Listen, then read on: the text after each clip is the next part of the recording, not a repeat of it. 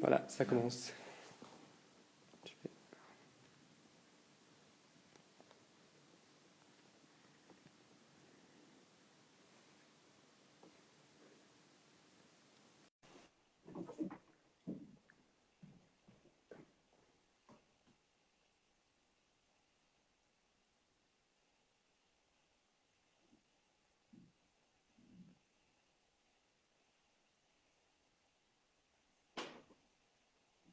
Bonjour tout le monde.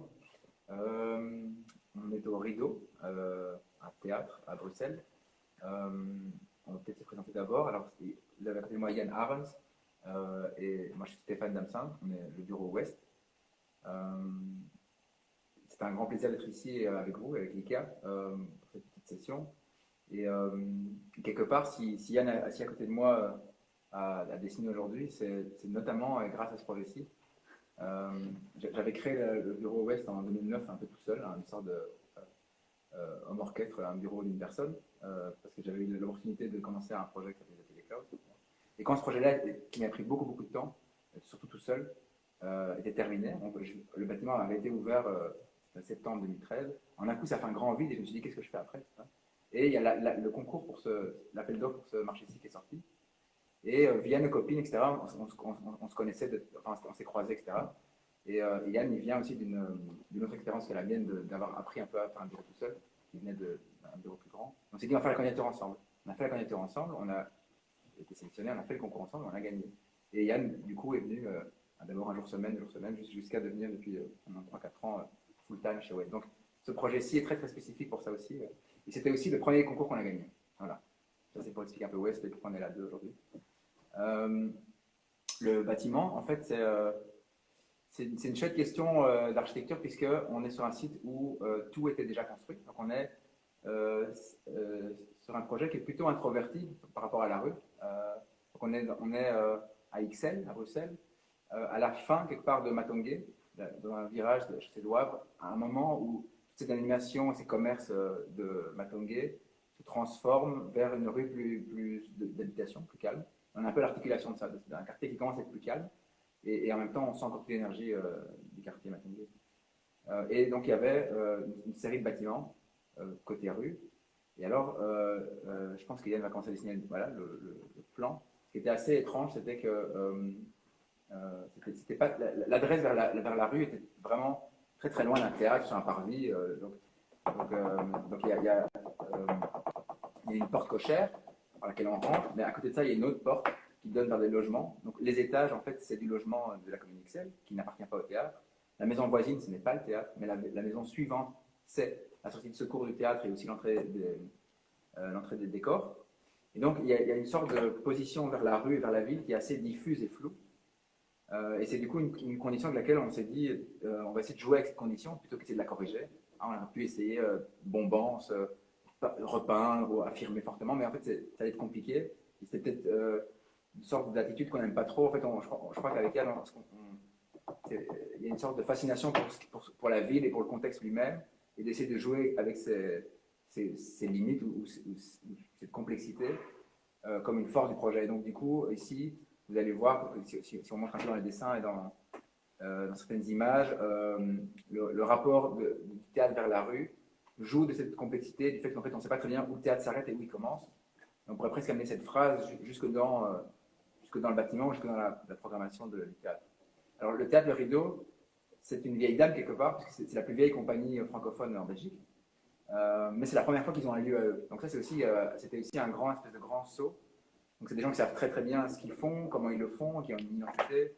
C'est un théâtre de création. C'est important parce qu'on va parler de ça, mais c'est un lieu aussi où on va amener beaucoup de lumière naturelle, puisque c'est le soir une sorte de machine à inviter le public, donc ce qu'on avait appelé un peu oiseau de nuit. Et on se parle de ces chouettes atouts pour accueillir les gens pour venir voir le spectacle. Mais c'est aussi un lieu de création avec déjà des équipes qui travaillent ici physiquement, et puis création, donc des gens qui répètent, qui essayent, qui testent, qui ratent. Et c'est une espèce d'être à la fois un lieu qui la nuit est chouette et qui en même temps la journée bénéficie de lumière naturelle et des conditions un peu de qualité de lumière naturelle, qu'on avait appelé à l'époque du concours un peu belle de jour. On a toujours voulu jouer avec ces deux valeurs-là. Et peut-être l'autre histoire aussi par rapport... il y a une très très grande connivence entre les envies du théâtre Le Rideau et puis ce qu'on a essayé d'apporter. Donc évidemment, c'est quand même le démarrage nécessaire d'un projet qui fonctionne bien sur le long terme. Il y avait quelque part chez eux une envie d'être une maison de théâtre. Hein, ils venaient de Beaux-Arts, hein, ils venaient d'une institution très très grande que tout le monde connaît et qui est vraiment tout à fait une autre échelle et un autre visage vers la ville et même vers le pays ou même vers l'international. Et ici, du coup, au fur et à mesure aussi de cette aventure à Beaux-Arts qui s'étiolait quand même sur la fin, une envie de maison de théâtre. Et donc, du coup, il y a dans le projet ici l'envie d'être à la fois garder quelque part la magie d'un lieu de théâtre, parce que c'est quand même magique, et en même temps jouer de cette domesticité et de faire en sorte que le passant déjà, on va en parler après, mais le spectateur, l'artiste se sentent un peu comme à la maison. Donc essayer de jouer sur les deux. Évidemment, de fait, de par la taille des choses, c'était une sorte d'exercice à faire puisque ils passaient d'être dans une institution très grande. Ils avaient leur bureau à un moment à Scarbeck, mais c'était très grand. Donc, il y avait une sorte d'envie de tout le monde de revenir au même endroit. Et en même temps, ce site-ci était disponible, etc. On va en reparler. Mais il a fallu tout rentrer au chausse-pied. Donc, il y a eu un exercice d'abord difficile pour tout le monde de dire voilà, votre grand plateau de bureau, là, ça va fonctionner, on va être tous ensemble. Mais il va falloir revoir, non pas les ambitions, mais en tout cas les tailles qu'on donne aux choses. Et du coup, pour l'architecture, ça c'est une contrainte, parce qu'on est dans un lieu, Yann quand a dessiné le plan, mais donc forcément on est complètement contraint dans l'intérieur d'îlot, on peut rien construire de plus. Comme vous savez, à Bruxelles, on essaie plutôt de vider l'intérieur d'îlot quand on peut, mais en tout cas construire en plus, c'est pas possible. Donc de toute façon, cette taille limitée, ça c'était une sorte de donnée, on risque de décevoir, dès le départ, on ne peut pas faire mieux. Et donc par contre, ce qu'on peut essayer de faire, c'est de mutualiser les espaces, et créer des sortes de relations pour que le rapport entre les équipes administratives, les artistes, les loges, le public soit à la fois clarifié et fonctionne, parce que quand même le but du jeu c'est qu'à un moment l'artiste puisse aller à sa loge sans croiser le public s'il n'a pas envie, et qu'en même temps on essaie de mutualiser un maximum des choses, voilà. Et ça donne peut-être ce problème-là devient en architecture à un moment le fait qu'un lieu devienne chargé de chouettes choses, parce que on parle de tiers-lieu, mais peu importe, en fait s'il peut accueillir plein de fonctions différentes, il attrape une sorte de aura qui dépasse la résolution architecturale. On est aussi, c'est un projet avec un budget très limité, donc on est, pour ceux à qui ça parle, on a fait ce projet pour moins de 1000 euros le mètre carré, donc c'est vraiment très peu. Et donc, une des choses notamment, on est dans une petite rue assez étroite aussi, à sens unique. Donc l'installation de chantier dans la rue, c'était pas simple. J'expliquais qu'il y avait des habitants aux étages qui continuaient évidemment à vivre là, c'est leur maison, les voisins aussi. Donc, à la fois parce que la rue est étroite et à la fois parce qu'on n'a pas d'argent, on fait un chantier sans grue. Donc, ça paraît très technique, mais ça a obligé tout le monde à réfléchir de la conception à des mises en œuvre qui soient transportables avec 2 hommes. Voilà, donc, à un moment, on parlera de la salle et de la salle de spectacle. On a dû remonter les fermes. Il a fallu venir avec toutes nos équipes d'ingénieurs à des solutions qui sont voilà, sans grue. Donc, là, en l'occurrence, des poutres à lame bricolée qu'on peut assembler, avec des assemblages assez simples. Je dis simple dans la mise en œuvre, après ça a pris presque 10 jours par ferme, mais et pour le bar ici, on est complètement en fond de parcelle. Il y a la question de la grue, mais il y a la question du feu aussi. Donc pour les pompiers, il y a une sorte d'anxiété qui est tout à fait compréhensible, puisqu'on n'arrive pas avec le camion ici, on n'arrive pas avec la grue, enfin, ou avec la nacelle. Donc comment offrir la sécurité à tout le monde. Ce que je n'ai peut-être pas encore bien expliqué, c'est j'ai expliqué que le site était construit complètement. Donc c'est une sorte de question où on demande aux architectes de faire un projet alors qu'il n'y a rien à construire, quelque part. Donc ça c'est presque absurde, mais en fait c'est révélé assez intéressant. Et si on regarde le dessin linéaire, là on voit en fait on avait 5 bâtiments autour d'une cour. Donc il y a le premier bâtiment, la porte cochère dont j'ai parlé, puis en bleu là c'est l'entrée vers les logements d'étage. Il y avait une cour, il y avait des écuries, il y avait ce bâtiment où on est maintenant, et puis il y a la grande salle, et puis il y a encore la petite maison là, maison grise qui servent sur cette cour. Donc il y avait 5 bâtiments, c'était historiquement d'abord une charbonnerie. Donc on rentrait dans l'entrée cochère, on passait sur une pesée. Et puis c'est devenu un théâtre. Donc ça c'est quand même intéressant aussi, c'est devenu un théâtre de banlieue. Et puis aussi une chose qui est vraiment intéressante à cause du temps long de l'architecture, entre le concours, le permis d'urbanisme, etc.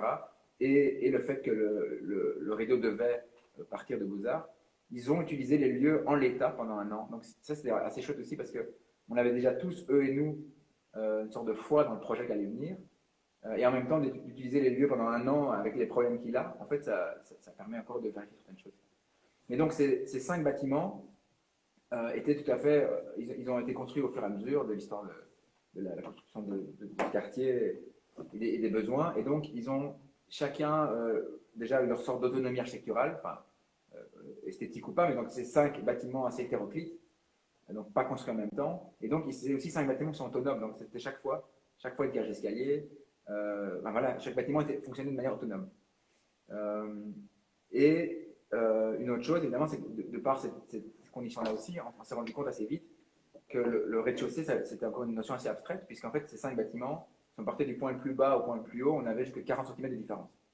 Et tant pour des questions de PMR, donc de personnes à mobilité réduite, que le confort de tout le monde et les décors et des équipes, il fallait quand même construire une sorte de niveau zéro. Donc ça, c'est un travail qui est aujourd'hui plus invisible, mais il a fallu trouver le juste équilibre, aussi budgétaire, pour éviter de charger trop, creuser trop.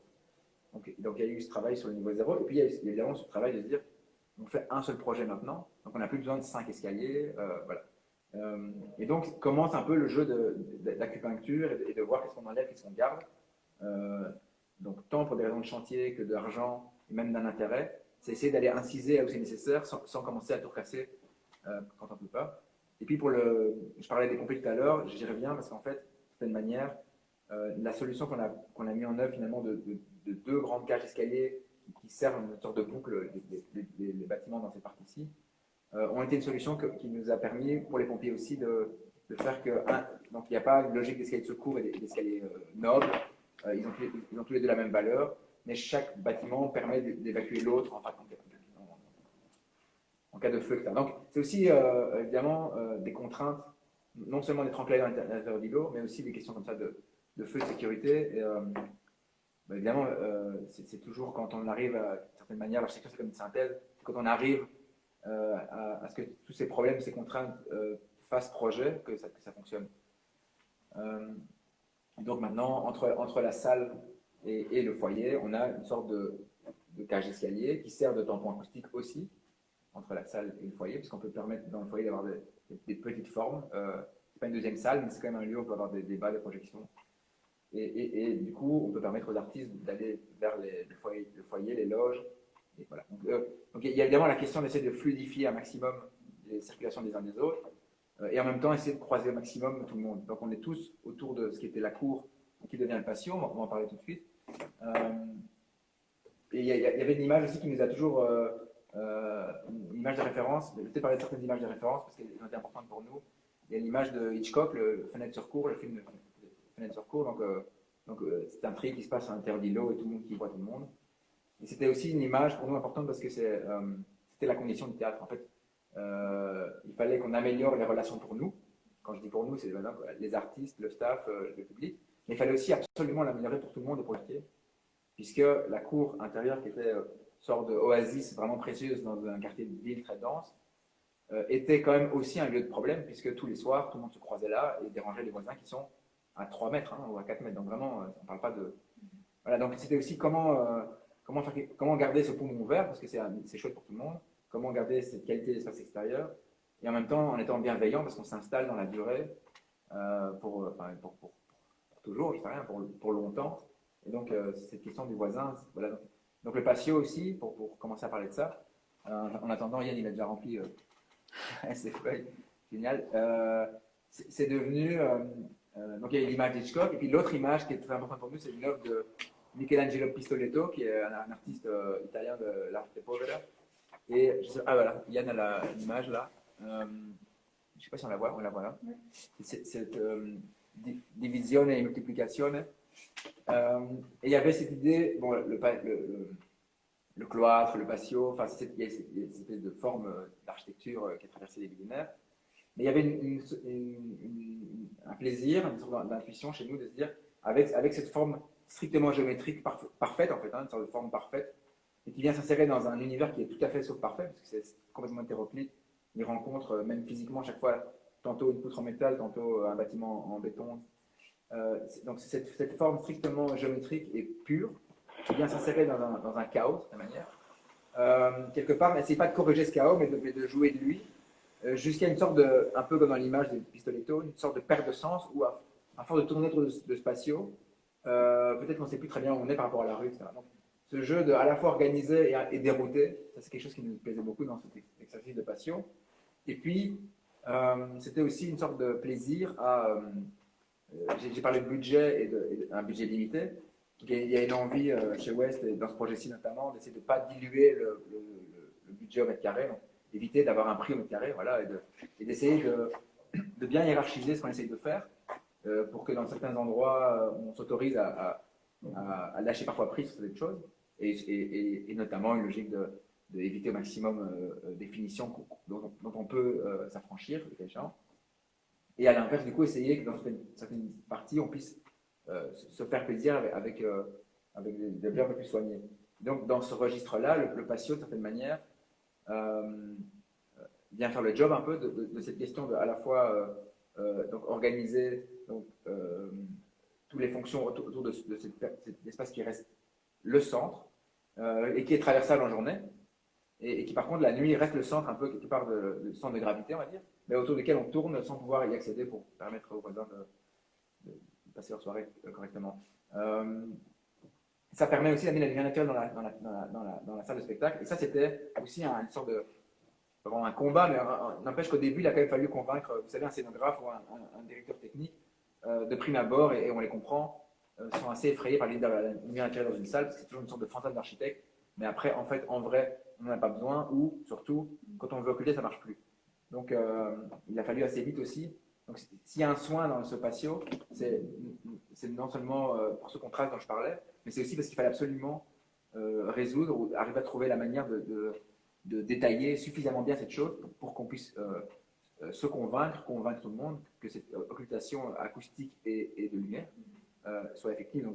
Donc le patio, il est strictement, il a 4 faces strictement les mêmes. Par contre, aussi pour des raisons de budget et de nécessité, en fait, c'est pas des châssis ou des fenêtres, c'est chaque fois des verres fixes qui sont coincés entre une structure et des parts closes.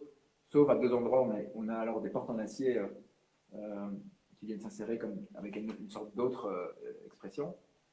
Et donc ça c'est une chose. Mais alors du côté de la salle, donc ce côté-là, on a à la fois des volets bois qui descendent dans le patio, et puis un rideau acoustique, enfin, et visuel, parce que tant pour l'acoustique que pour la lumière qui rentrerait, il n'y a jamais meilleur système que 2 systèmes.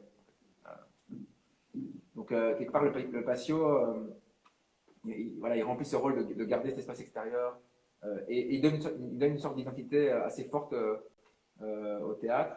Par exemple, si on regarde la brochure de la première saison du rideau, ça apparaît comme ça. D'ailleurs, avec des gens, c'est comme vraiment chouette aussi par rapport aussi à la photographie d'architecture. Évidemment, ici, c'est pas une photographie d'architecture, c'est une photographie utilisée par le rideau pour leur programme. Moi, je l'aime beaucoup, cette photo aussi, parce que voilà, c'est un lieu de passage et de vie. Et c'est aussi quelque part assez amusant. En tant qu'architecte, on est assez content aussi que quelque part ce lieu qui est autour du patio, c'est jamais que des couloirs, quelque part. C'est jamais que des espaces qui sont, dans certaines théories d'architecture, dans certains projets, des espaces servants, ou je sais pas. En fait, quelque part, c'est l'endroit autour duquel tout le monde aime s'agglutiner ou rester ou traîner, alors qu'en soi, c'est pas ni la salle ni le bar. Je regarde un peu ce qu'il y a dessine. Donc voilà, il dessine un peu ces détails techniques avec le volet bois. Peut-être mettre le plus au centre. D'accord. Comme ça va.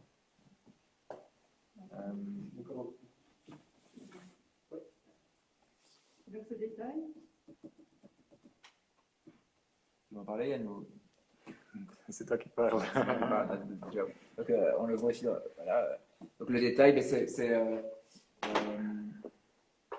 le patio, quelque part, on le voit, on a la structure bois qui est intérieure et qui va d'ailleurs tenir, enfin qui est structurelle vraiment pour tenir les 2 toitures plates de part et d'autre. On a les verres fixes, on a les parts closes extérieures qui viennent serrer le verre fixe.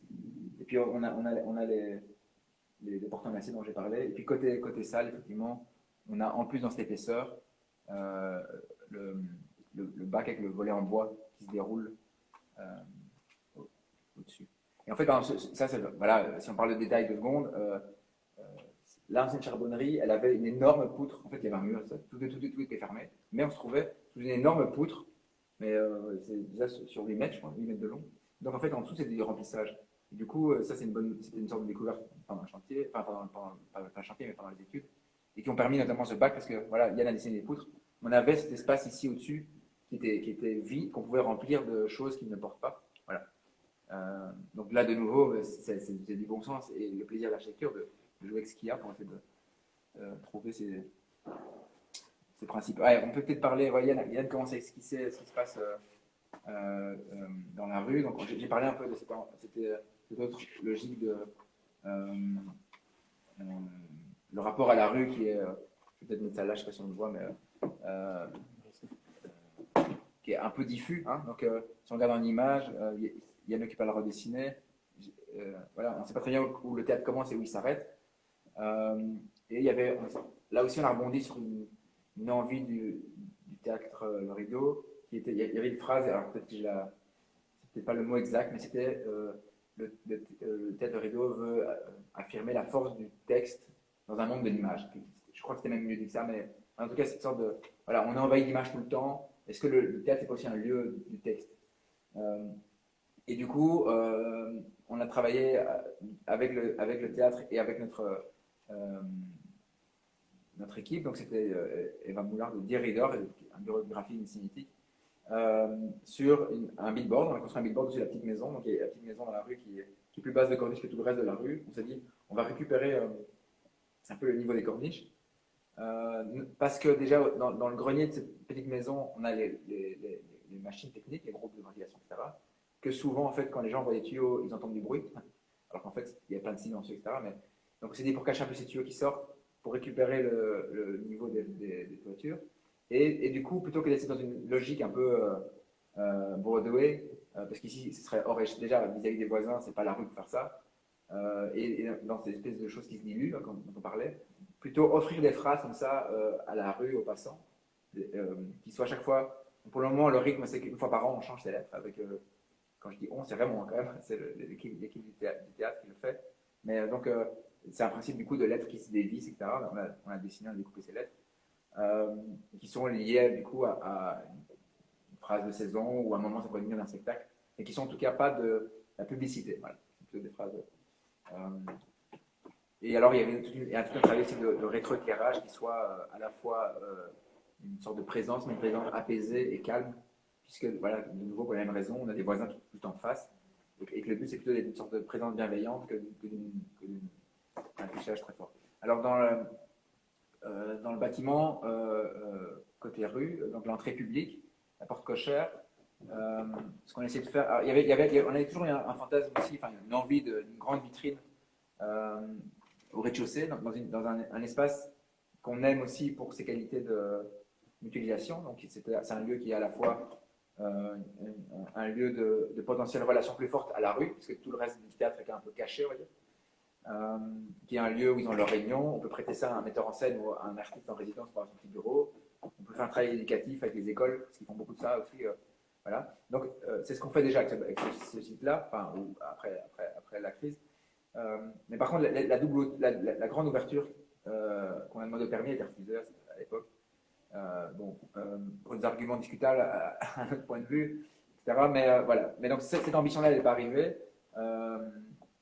Par contre, l'autre ambition dans la porte cochère, c'était simplement de vitrer les montants supérieurs de ces portes cochères. Et ce qui permet, et peut-être qu'on le voit même, je ne sais pas si la caméra, mais en fait, il y a une sorte de filtre. Bon, en journée, et puis aujourd'hui, c'est un peu gris, mais il y avait quelque chose qu'on avait envie de faire et qui fonctionne. On passe le soir, ça marche. Depuis la rue, on peut voir vraiment jusqu'au fond du bar, quoi, à travers le patio qui est éclairé. Donc, quand même, je ne veux pas dire que c'est de l'érotisme, mais si on ne peut pas montrer tout, au moins laisser voir et créer une sorte de relation de dialogue avec le quartier. À ce titre, il y a une sorte d'anecdote, mais que je trouve assez belle déjà. Donc, le bâtiment était. Je n'ai pas parlé des dates en fait, mais donc c'était la candidature en 2013, le concours 2014. Et puis le chantier, ça a pris quand même de temps. Le chantier, c'est plutôt 18-19. Et ça a ouvert au public en septembre 19. Et donc, il y a eu quand même quelques mois un peu euphoriques, très chouettes, parce que c'était avant la crise du Covid, etc. Il y a eu une fête de rue. il y a eu un concert de Petit Poisson, pour ceux qui se rappellent de ce guitariste congolais qui vit dans le quartier et qui a fait partie de formation mythique, je crois qu'il a joué des Olanga. Bref. Et donc c'était des moments assez chouettes du quartier. Et l'an dernier, il y a eu un appel, on est dans une zone de quartier, il y a eu un appel à citoyens pour faire des projets, etc. Et les commerçants, les habitants autour du site sont réunis pour proposer des projets qui ont été acceptés. Ça s'appelle le quartier du Rideau. Donc vous voyez, c'est seulement un an plus tard déjà, les gens autour qui appellent ça le quartier du Rideau. Je trouve que c'est une sorte de manière de montrer que le projet s'ancre. Alors évidemment, ce n'est pas grâce à l'architecture, c'est grâce aussi à la manière, notamment, j'ai parlé du manque de place, mais par exemple, une des manières comme ça bienveillantes d'aller dans le quartier, c'est il y a plein de restaurants, il y a plein de gens qui font du commerce de bouche, du vin, des snacks, et il y en a un peu pour tous les prix aussi. Et donc du coup, comme déjà ici il n'y a pas beaucoup de place, est-ce qu'on va se forcer à avoir une cuisson, un restaurant, un truc ici? Ou est-ce qu'à l'inverse, on se dit, j'ai pas la place, et en plus comme ça, je me nourris de ce qui se passe autour? Évidemment, c'est la deuxième solution mais c'est une sorte d'intelligence collective qui fait que du coup, on s'intègre beaucoup plus dans un quartier quand notre activité à nous est aussi bénéfique aux autres. Et ça, je crois que ça, c'est une sorte d'attitude qu'ils ont embrassé très vite, et que l'étroitesse un peu du site a aidé aussi à... Donc, quelque part, c'est toujours un peu de ces problèmes, on sort des chouettes choses. Je ne sais pas combien de temps il reste. Et Yann, le dessin en bas à droite. Ça ici? Oui. Oh, c'est juste Tu peux montrer un peu plus. Ah oui, voilà. En fait, il est mis en photo, hein. C'est un peu le coin où, dans le détail, le patio devient un petit peu abstrait avec les réflexions des quatre côtés. Que dans un peu le chaos de tous ces bâtiments et des tissus de ville, il y a quand même un moment un petit peu pur. Ça, on aime aussi qu'il y a ce moment qu'on trouve beau dans le projet. Et donc, du coup, par exemple, tout autour, donc, les bâtiments, ils avaient des châssis différents, des couleurs de façade différentes. On n'avait ni le budget ni l'envie de corriger ça, en fait, ça c'est pas grave. Donc du coup, ça renforce encore plus que dit Yann, cette envie un peu d'un contraste très clair qui est en fait où l'un sublime l'autre. C'est-à-dire que le fait que tout soit hétéroclite, en fait, ça nous fascine. Et c'est plutôt voilà, jouer dans une sorte de relation de tension. C'est effectivement cette approche de bienveillance qui a été mise en lumière aussi dans l'inventaire 3 où votre projet est repris. C'est beau de voir que ça se conjugue entre architecture et utilisateur du jeu. C'est ça, parce qu'avec c'est un projet aussi, il y a pas mal de réemploi, de certaine manière, et qui a commencé avant nous, et après on a vite eu des affinités intellectuelles, esthétiques, ou même enfin, presque éthiques, avec Raymond Delepierre, le directeur technique, et les gens autour de lui. Donc, les fauteuils dans la salle sont récupérés par lui au Bouquet d'Arey, à Molenbeek. Donc, du coup, ils avaient de couleurs, et cette couleur-là, elle a continué à générer des choix dans le reste de nos choix à nous. Il avait récupéré des miroirs via Rotor dans le VTC. Du coup, ces miroirs dans les loges, on les a récupérés dans les loges, ils sont circulaires. Donc après, nous, dans les toilettes du public, il y avait un miroir à mettre en œuvre. Bon, celui-là, il est neuf, mais c'est le grand frère rond aussi de ces miroirs-là. Les lampes qui sont au-dessus de nous, ça vient d'un institut de dissection de l'université de Gand. Donc et alors, on a joué avec lui, l'électricien, sur un travail aussi de pouvoir le dimmer. C'est quand même, contrairement à la dissection, on n'a pas besoin d'un tour de lumière très très fort. Il y avait la pesée qui est restée sur place. Qui est toujours là. Qui est toujours là. Bon, on a quand même déplacé. L'élément de pesée lui-même, ça, pour les questions de pompiers, on a absolument dû l'enlever, parce que évacué par un truc qui peut brûler, qui est en bois. Voilà. Qu'est-ce que je pourrais dire d'autre sur le bac là. Ah oui, le lavement. Je ne sais pas où on voit, tant de dessiner. Dans les toilettes, donc, on voit un tout petit peu ici, cette image, je ne sais pas si c'est utile ou si c'est trop petit, mais il y avait des écuries, donc les bâtiments qui sont ici, c'est des écuries, on rentrait comme ça. Et donc on a récupéré un bac en pierre bleue, qui était d'ailleurs plus très bleu, il était tout noir, peint, enfin il n'était pas très beau. Et là, de nouveau, le manque de place, le travail un peu au chausse-pied, nous a poussé dans une piste qu'on trouve amusante, c'est-à-dire d'essayer d'avoir un seul lavabo, on va dire, pour les hommes et pour les femmes, donc un lavabo partagé, avec un miroir entre les deux, et de nouveau une sorte de... Alors là, érotine, c'était un peu trop fort, mais de nouveau une sorte de sensualité un peu... voilà, on pourrait se toucher les mains sans savoir qui est derrière. Il y a aussi la rehausse de la structure de la salle de théâtre elle-même, hein, Voilà, ça c'était un élément important. Donc, la grande salle, qui était une charbonnerie, qui était un théâtre, effectivement, c'était une structure très traditionnelle.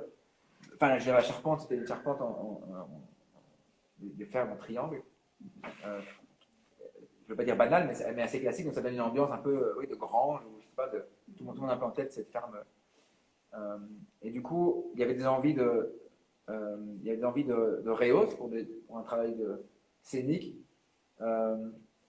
Donc, au niveau de la salle, il y a eu pas mal de travaux parce qu'on a essayé de faire ce fameux nouveau niveau zéro. Donc, ça demandait quand même aussi des rempiètements qui sont des renforts de fondation dans le fond pour ce niveau zéro. Et il y avait aussi une envie de jouer à plat du théâtre. Donc, ça, c'est une envie du rideau, de pouvoir à la fois jouer à plat et offrir plusieurs configurations possibles. Donc, le jeu à plat, déjà, c'est un rapport de distance qui est très différent. Bon, dans ce cas-ci, en plus, il y avait sous le podium qui existait, il y avait des sangles de pluie et tout. Donc, il a quand même fallu résoudre ça aussi au moment du close-up.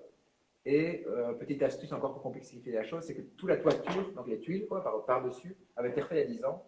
Si vous regardez, elles sont en bon état. Donc il fallait transformer la structure par l'intérieur sans faire bouger les tuiles, quoi.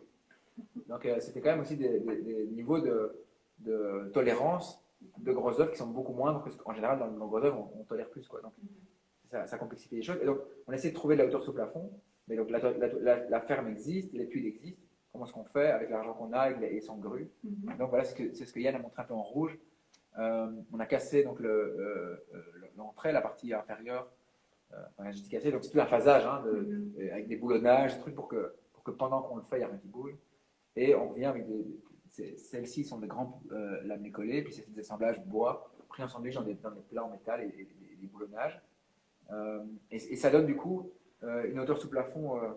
Ça donne une relation. Le sentiment dans l'espace est très différent déjà de la ferme classique. Évidemment, on a gagné 1 mètre dans la partie centrale. Et quelque part, je ne sais pas si on le fait en coupe, mais il y avait 5 fermes comme ça. Et c'est juste la dernière qu'on a gardée. La dernière ferme, elle reste au niveau où elle était, parce qu'en fait, elle devient la hauteur parfaite pour la régie. Enfin, voilà, donc ça, c'était amusant de pouvoir garder cette dernière ferme au niveau où elle était. Et sinon, après, dans la salle, oui, il y a eu un travail avec les scénographes et avec l'équipe de Raymond sur l'accrochage. Il y a aussi énormément de récupération de son côté. Tu dois avancer ton plan peut-être. Ça va aussi à ce niveau-là. Oui, voilà, beaucoup. Voilà, c'est ce que montrait Yann. Toutes les fermes qui ont été remontées, sauf la dernière, voilà, qui se trouve. Donc, cette régie ouverte en mezzanine de la salle, qui est donc au-dessus du sas. Le public rentre par ici en dessous, et il peut trouver des places à cour et à jardin pour entrer dans la salle. Au-dessus de cette sorte de zone en trapèze qui vient de manière corriger les géométries un peu étranges des bâtiments autour. On a, à l'étage de ça, on a la régie ouverte, mais qui du coup est en lien avec une régie fermée qui se trouve au premier étage de cette maison technique. Ah, il faut encore ramener par là. Okay. Voilà. Merci pour toutes ces explications. On a fait un beau tour du projet. Merci beaucoup. Merci à vous.